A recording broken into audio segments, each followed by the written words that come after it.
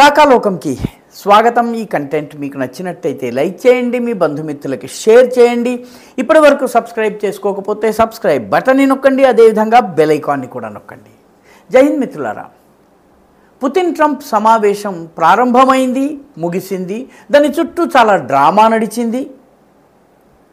రెండు దేశాలు ఎవరిది పై చేయి ఎవరిది కింద చేయి అన్నది తేల్చుకునేటటువంటి అనేక ప్రయత్నాలు చేసినాయి. మొత్తం మీద ఈ సమావేశం యుక్రెయిన్ యుద్ధాన్ని ఆపే దిశగా జరిగిన సమావేశం. కానీ యుక్రెయిన్ యుద్ధం ముగుస్తుందా లేదా కొనసాగుతుందా, అమెరికా మాట పుటిన్ వింటాడా వినడా, ఏది తేలకుండా ముగిసింది. మొత్తం మీద ఇది పిల్లి ఎలక ఆటలాగా ముగిసింది. అయితే ఇందులో పిల్లి ఎవరు ఎలక ఎవరు అన్నది మాత్రం తేలలేదు. డొనాల్డ్ ట్రంప్ ఈ సమావేశం ద్వారా రష్యాను యుక్రెయిన్ యుద్ధం ఆపు చేసేలా చేయాలని ప్రయత్నించారు. అయితే పుతిన్కి తాను తలొగ్గినట్టుగా కనపడకూడదని చాలా రకాలుగా ప్రయత్నం చేశాడు. అందుకే విమానాశ్రయంలో దిగగానే విలేకరుల సమూహం పుతిన్ని చుట్టుముట్టి రకరకాల ప్రశ్నలు వేసినాయి. నిజానికి కొన్ని ప్రశ్నలు చాలా అవమానకరమైనటువంటి ప్రశ్నలు వేశాయి. యుక్రెయిన్లో సర్వసాధారణ ప్రజానీకపు హత్యను ఎప్పుడు ఆపేస్తావు? ఈ రకమైనటువంటి ప్రశ్నలు ఒక దౌత్యవేత్తకి, ఒక దేశాధినేతకు వేయకూడనటువంటి ప్రశ్నలు వేశారు. పుతిన్కి ఇటువంటి ప్రశ్నలు ట్రంప్ రాజ్యంలో వస్తున్నాయంటే ట్రంప్ యొక్క అనుమతి ఎంతో కొంత లేకుండా ఇది జరగదు. రెండవది, మీటింగ్ జరిగింది యాంకరేజ్ అనేటటువంటి ప్లేస్లో ఉన్నటువంటి అమెరికన్ బేస్లో. ఈ అమెరికన్ బేస్లో పుతిన్ వస్తున్న సమయంలో రెండు వైపులా 2 F-16 బాంబర్స్ని నిలబెట్టారు. అంటే మా అమెరికన్ వైమానిక దళ శక్తిని చూసుకో అన్నటువంటి అన్యాపదేశపు అంతర్లీనమైన హెచ్చరిక ఉంది. సరిగ్గా వాళ్ళు నడుస్తున్న సమయంలో పైనుంచి అమెరికన్ బాంబర్స్ వెళ్ళాయి. చేయి తిరిగినటువంటి గూఢచారి అయినటువంటి దశాబ్దం పైబడి పరిపాలన చేస్తున్నటువంటి వ్లాదిమిర్ పుతిన్కి ఈ సింబాలిజం అర్థం కాకుండా ఉండదు. అంటే అమెరికా తన ఆధిపత్యాన్ని నిరూపించుకునేటటువంటి ప్రయత్నం ఏదైతే చేసిందో అది పుతిన్కి అర్థం కాకుండా ఉండదు. అందుకే పుతిన్ కూడా చాలా రకాల షరతులు విధించారు. సమావేశం జరిగితే ఇది వాషింగ్టన్లోనో ఇంకొక చోటో కాదు, ఇది అలాస్కాలో జరగాలి. ఎందుకంటే రష్యాకి అతి దగ్గరగా ఉన్నటువంటి దేశము, ఏ దేశపు వైమానిక ఎయిర్ స్పేస్ని పుతిన్ దాటాల్సినటువంటి అవసరం ఉండదు. డైరెక్ట్గా రష్యాకి అలాస్కాకి మధ్య బేరింగ్ జలసంధి ఉంటుంది. ఆ బేరింగ్ జలసంధిలో కూడాను 2 ద్వీపాలు ఉంటాయి. ఆ 2 ద్వీపాల మధ్య దూరము 1-2 కిలోమీటర్లు మాత్రమే. ఒకటి రష్యాలో ఉంది, ఒకటి అమెరికాలో ఉంది. ఈ 2 ద్వీపాల మధ్య ఉన్న డిస్టెన్స్ కేవలం 2-3 కిలోమీటర్లు, 1 కిలోమీటర్ మాత్రమే. కాబట్టి ఒక రకంగా మనిద్దరము నైబర్స్, మనిద్దరము ఇరుగు పొరుగు అని చెప్పి పుటిన్ వ్యాఖ్యానించాడు.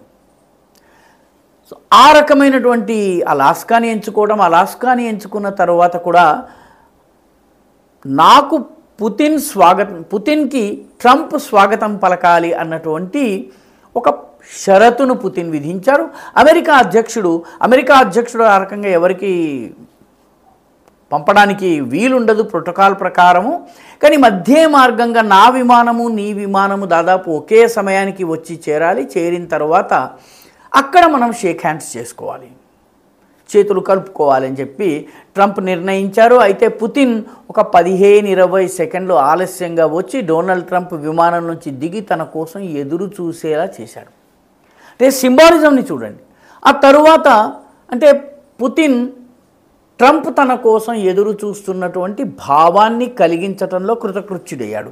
అదే సమయంలో రష్యన్ విదేశ వ్యవహారాల మంత్రి అయినటువంటి లావ్రోవ్ సిసిసిపి అనేటటువంటి అక్షరాలు ఉన్నటువంటి టీషర్ట్ వేసుకొచ్చాడు. విదేశ వ్యవహారాల మంత్రి ఇంకో దేశం సంబంధించినటువంటి అధికారుల్ని కలిసేటప్పుడు ప్రోటోకాల్ ప్రకారం ఏ రకమైన దుస్తులు ధరించాలో అలా ధరించకుండా, కోటు టై ఇటువంటివి ధరించకుండా అతను కేవలము టీషర్ట్ వేసుకుని వచ్చారు. ఆ టీషర్ట్ మీద యుఎస్ఎస్ఆర్, సిసిసిపి అంటే యుఎస్ఎస్ఆర్ అని అర్థము, యుఎస్ఎస్ఆర్ అని రాయడం ద్వారా ఒక మెసేజ్ని పంపారు, ఒక ధిక్కరణ భావాన్ని ఆయన పంపించారు.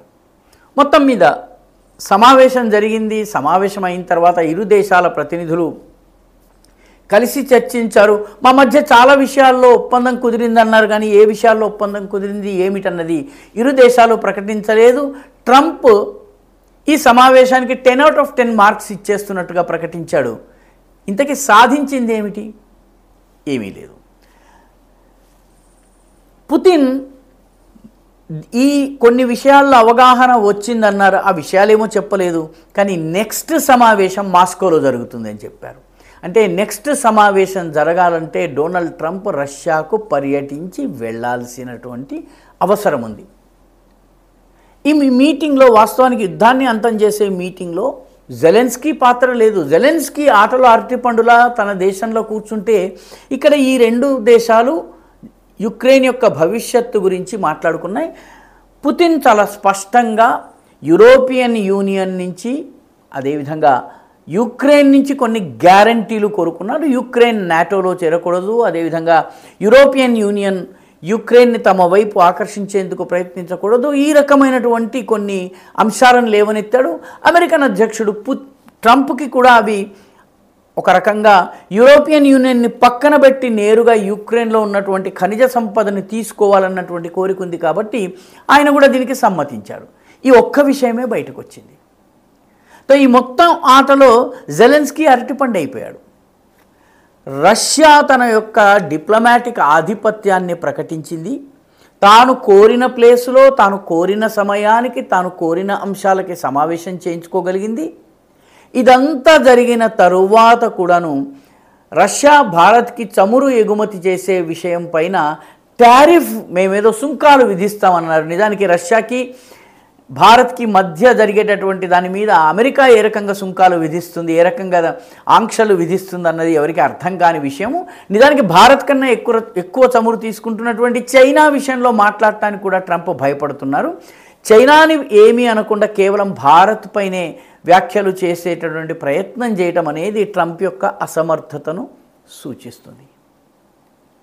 అయితే ఈ సమావేశం కనుక ఫెయిల్ అయితే భారత్ పైన టారిఫ్ని పెంచుతాను, అదనపు టారిఫ్ని వేస్తానని చెప్పి ట్రంప్ ప్రకటించాడు. అంటే ఒక రకంగా చెప్పాలంటే ఎంకిపెళ్ళి సుబ్బి చావుకొచ్చింది అన్నట్టుగా అన్నమాట. మా సమావేశం ఫెయిల్ అయితే నీ మీద పన్నులు వేస్తాము అని చెప్పి ట్రంప్ చెప్పారు. అయితే భారతదేశం ఈ ఆంక్షలకి కానీ టారిఫ్లకు కానీ భయపడేటటువంటి పరిస్థితిలో లేదు. ఎందుకంటే భారతదేశం ఈ ఆంక్షలు అమలు వచ్చే లోపల కొత్త మార్కెట్లను అన్వేషిస్తున్న యూరోపియన్ యూనియన్తో సహా అనేక దేశాలతో రకరకాల వాణిజ్య ఒప్పందాలు, ఎగుమతి ఒప్పందాలు చేసుకుంటోంది. ఇప్పటికే మనం మొత్తము ఎగుమతుల్లో అమెరికాకి వెళ్ళేది కేవలం 15%. ఈ 15% మీద సుంకం విధించినంత మాత్రాన భారతదేశానికి వచ్చేటటువంటి నష్టం పెద్దగా లేదు.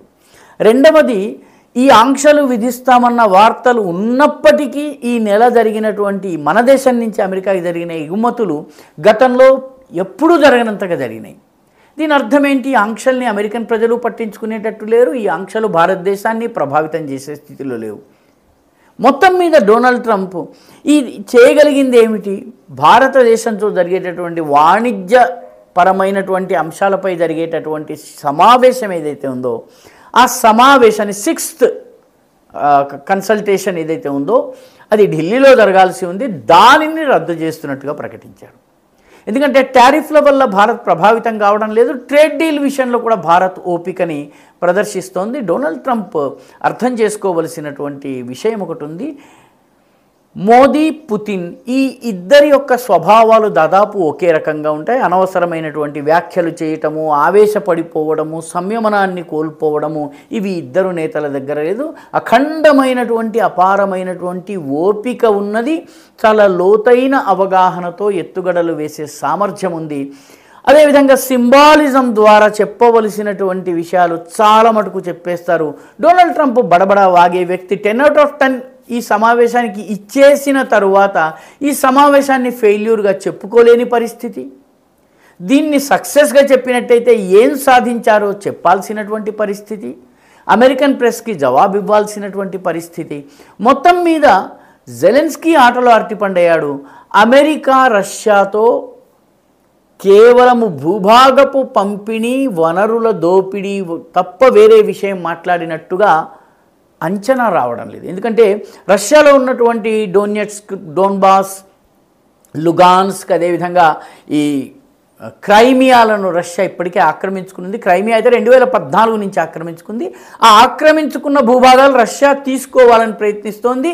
6% వరకు తీసుకోవచ్చని ఇదివరకే ట్రంప్ కమిట్ చేశాడు. 6%, 20%, 6%, 30% అన్నది మాత్రమే ఇప్పుడు చర్చాంశము. అది గనక జరిగితే మిగిలిన యుక్రెయిన్లోని రేర్ అర్త్ మినరల్స్ ఏవైతే ఉన్నాయో వాటిని దోచుకునే విషయంలో అమెరికా ఇప్పటికే జెలెన్స్కీతో ఒప్పందం చేసుకుంది. ఈ ఆట మొత్తంలో గనక చూసినట్టయితే Zelensky loser from both ends. భారతదేశపు ప్రధానమంత్రి అయినటువంటి మోదీ, పుతిన్ వంటి వారితో డీల్ చేసే సమయంలో అదిరింపులు బెదిరింపులు పనిచేయవన్నటువంటి పాఠాన్ని ఈ సమావేశం నేర్పింది.